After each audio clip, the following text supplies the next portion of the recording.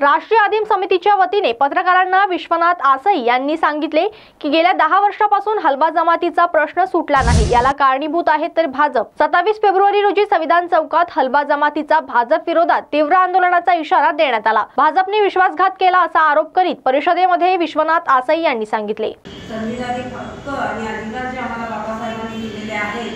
तो संविधानिक अधिकार आम्हाला मिळून झालेला नाही। बीजेपीची सरकार जेव्हा 2013 मध्ये आम्ही हलबा समाजाच्या लोकांनी एक मोठा मेळावा घेतला होता 2013 मध्ये, त्यावेळी तिथे फडणवीस साहेब आले होते आणि त्यावेळी त्यांनी आम्हाला आश्वासन दिलं होतं की जर आमची सरकार येते तर आम्ही तुमचे जे प्रश्न आहे आणि तुम्ही ज्या प्रश्नासाठी लढताय हा प्रश्नाला आम्ही न्याय देऊ। आणि जेव्हा 2014 मध्ये जेव्हा बीजेपीची सरकार आली आणि आमच्या नागपूरचे म्हणजे आमच्या 70 वर्ष झालेला आमचे जे मुख्यमंत्री आमच्या नागपूरच्या,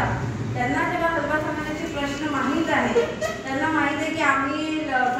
संविधानिक हक्कासाठी लढतोय, तर या 10 वर्ष झाले ते मुख्यमंत्री असताना त्यांनी प्रश्न सोडवला नाही आणि आज ते उपमुख्यमंत्री आहेत, त्यांना हलबा समाजाची जाणीव आहे, आम्ही कुठल्या परिस्थितीमध्ये आज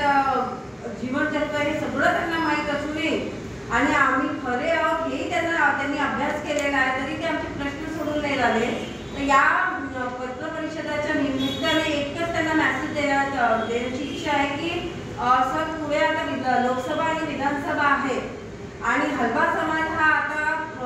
जागलेला आहे, पेटून उठलेला आहे। जर तुम्ही आमचा प्रश्न सोडवला नाही तर बीजेपी सरकारला हलबा समाज जागा दाखवल्याशिवाय राहणार नाही, कारण की हा हलबा समाज जरी धनाढ्य बलाढ्य समाज नाही असला तरी नागपूरचा इतिहास हे सांगते की हलबा समाज जेव्हा जेव्हा पेटून उठलाय तेव्हा तेव्हा सत्ता बदलायला विदर्भाची सत्ता बदललेली आहे आणि ही गोष्ट उपमुख्यमंत्री साहेबांनी लक्षात घ्यावी। ते आमचे नागपूरचे आहेत, त्यांनी